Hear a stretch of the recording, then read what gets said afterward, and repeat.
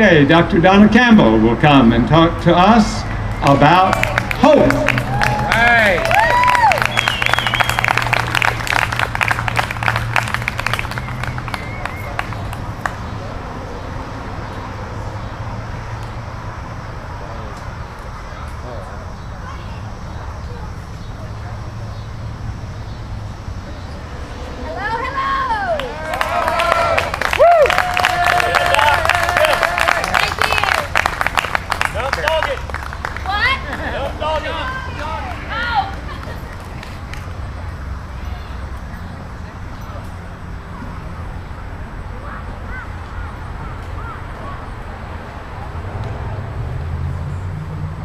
Can you hear me? Am I too loud? All right. Thank you, Mike. Well, let me tell you a little bit about myself. I'm a wife, mother of 4 beautiful adopted daughters, and I'm a woman of faith. I'm an emergency room doctor, and I still work in the emergency room very often. Just got off this morning at 6 a.m. as a matter of fact. I am also boarded in ophthalmology, and from 93 to 2000, every year I went to Ghana, West Africa, doing multiple surgeries. And it's been a very rewarding practice.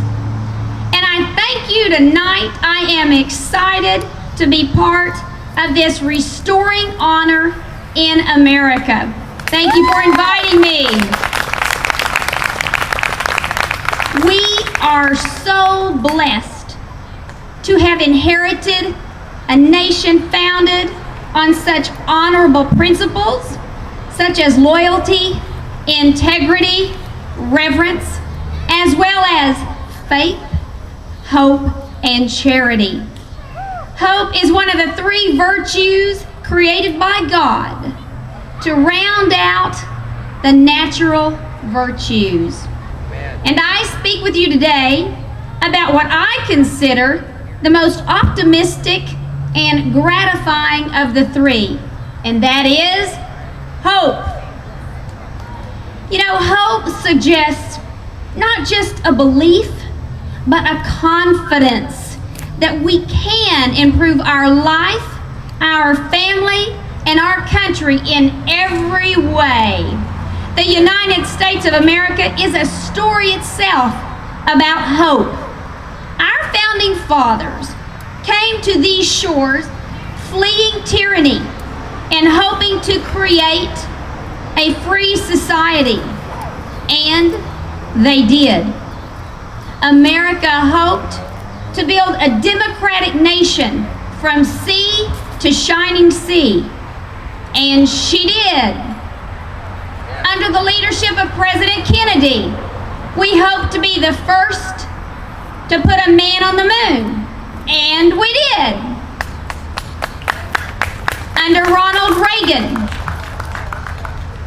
he hoped that Mr. Gorbachev would tear down that wall, and he did. The Berlin Wall came down, and as it did, this brought hope and freedom to Eastern Europe. And today, our brave men and women will succeed on the battlefield, and we will bring them home as quickly and safely as possible.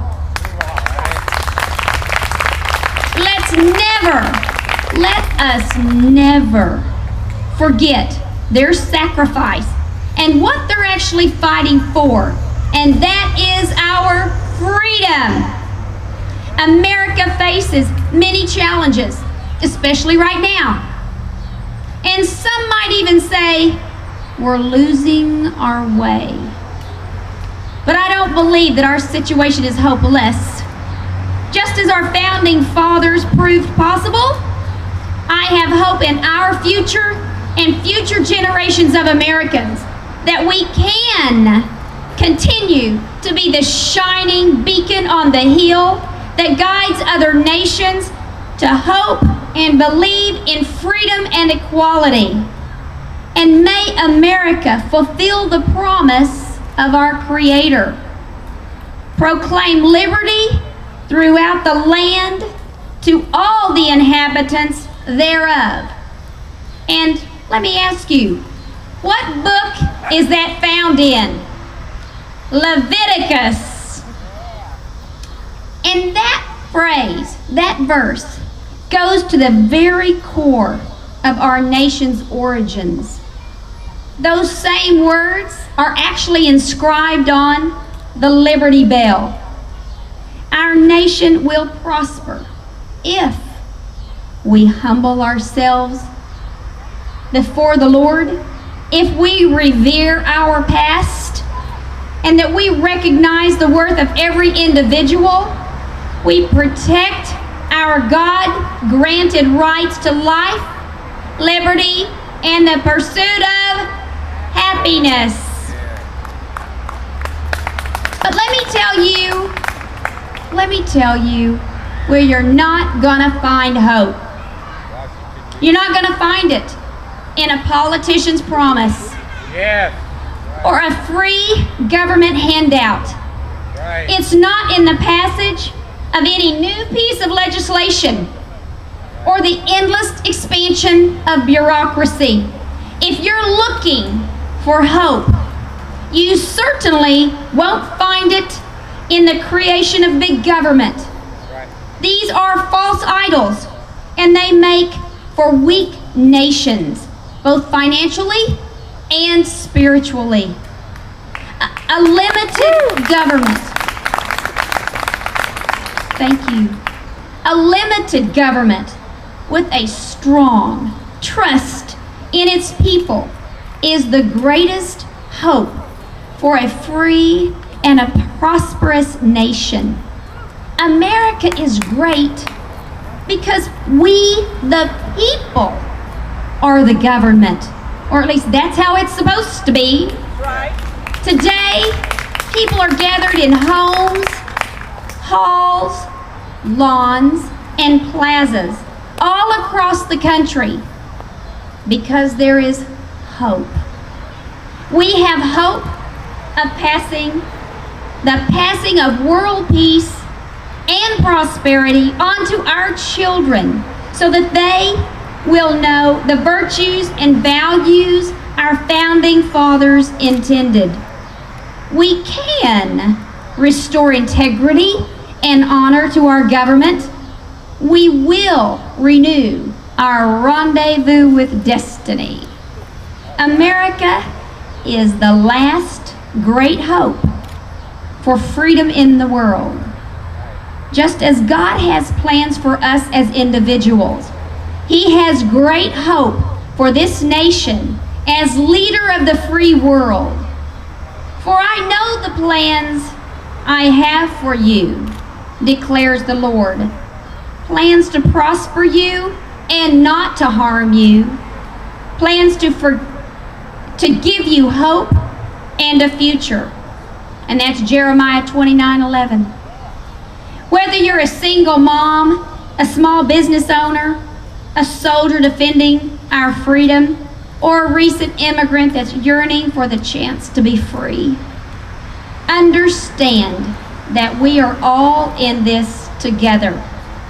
If the rights and liberties of just one individual can be infringed upon, no matter how wealthy or poor, no matter what race or religion, no matter if you're a banker or a farmer, a male or a female, none of your rights and liberties are secure.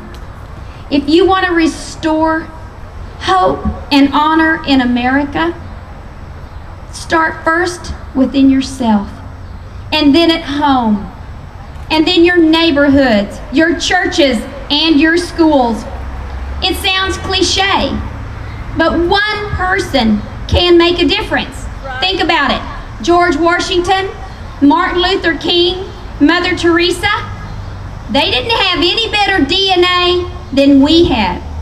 But they did have the courage to follow God's path, to see value in every life, to protect the dignity of every human being. In the words of Gandhi, Be the change you wish to see in the world. It's because of my hope for a better and brighter future for America that I decided to dedicate myself to restore honor in our government. I will not rest until the power is returned to we the people. I may be just a doctor, mom, and an ordinary citizen, but I believe the core values of this nation we were founded on. And I believe one teacher, one pastor, one family, one voice in the wilderness can make a difference. The greatest hope we can give the world is a freer, stronger, more prosperous United States. This is our cause. We live in the greatest country in the world, the land of the free and the home of the brave. Don't give up the fight. Don't lose hope. Thank you, San Marcos 912 Patriots, for having me here today, and God bless America.